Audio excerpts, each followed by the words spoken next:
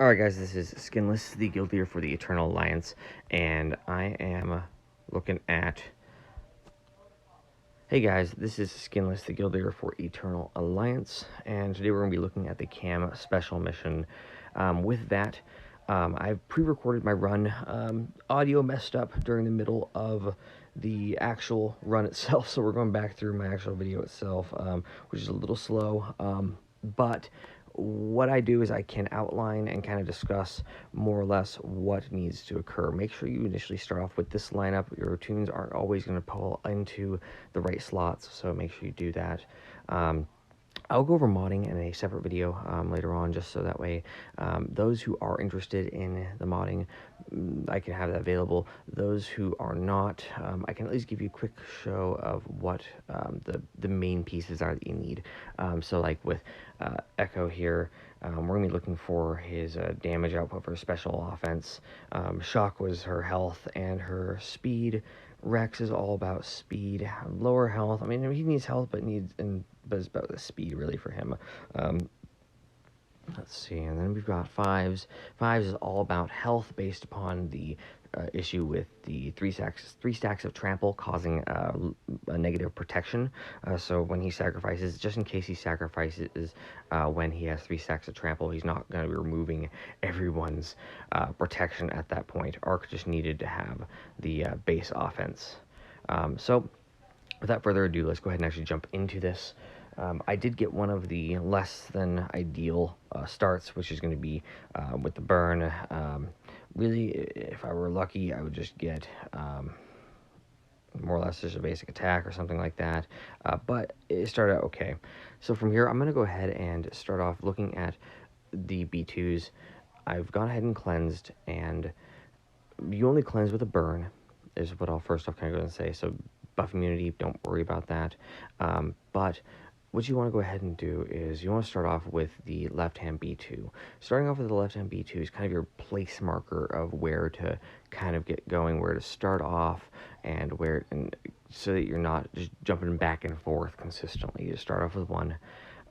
You always want to go ahead and remove the stack of trample off of Shock right off the bat, so that way she can continue to remove it from everyone else. She has to survive through Django's process, specifically to ensure that the rest of the clones survive, because she's the only one that can remove stacks of trample.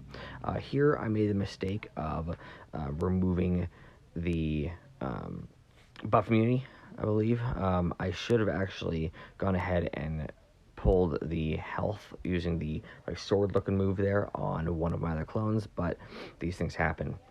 From here, you want to go ahead and when you get the AoE, you want to switch to the next B2, because you want to hit everybody there and kind of remove stacks from everyone at the same time, bringing him down, but not also overdoing it on the B2 that's on the right.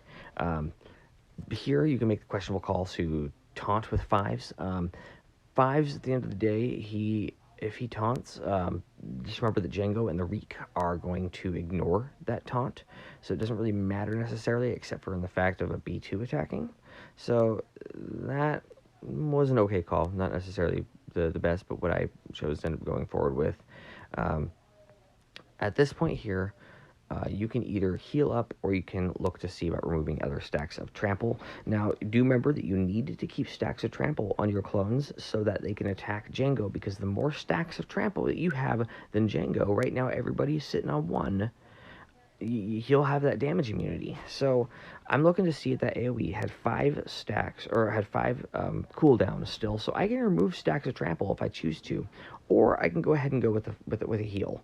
I think in this case I would recommend going for a heal or removing trample from Shock, but yeah, there we go. So I went with a heal just because I figured it's fine at the moment. Okay, so now we have 2 stacks of trample, you'll notice, on Fives. So that's something to keep in mind.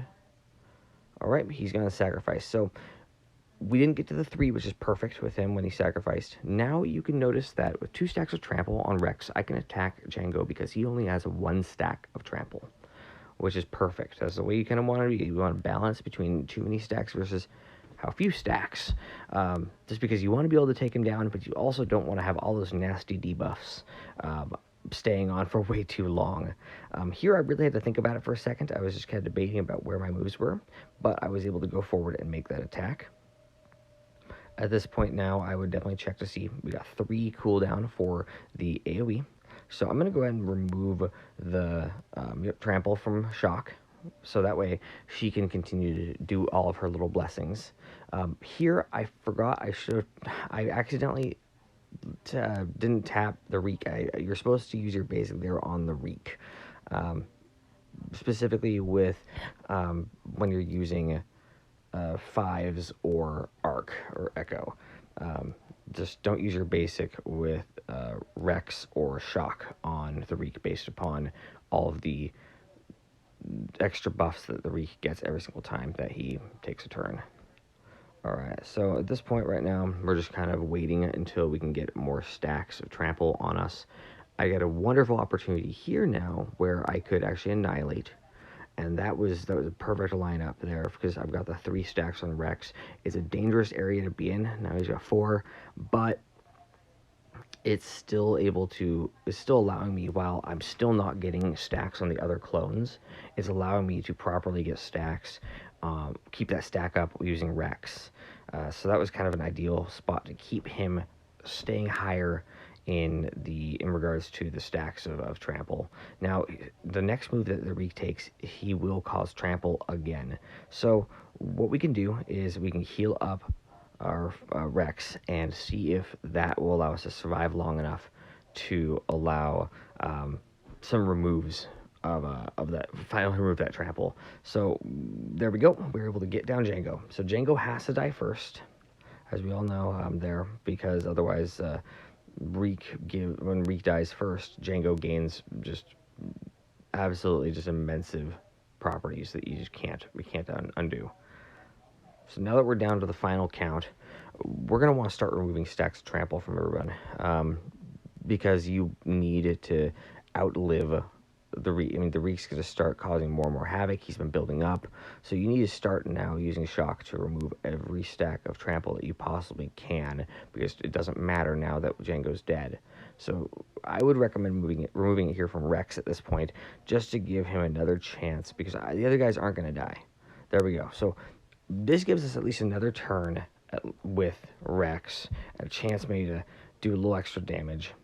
There we go. Perfect.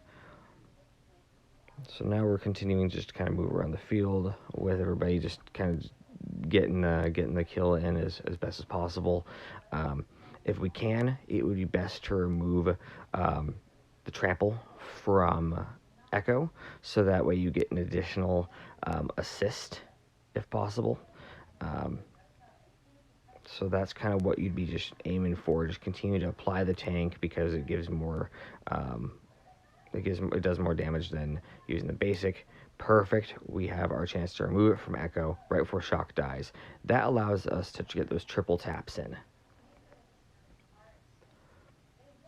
All right.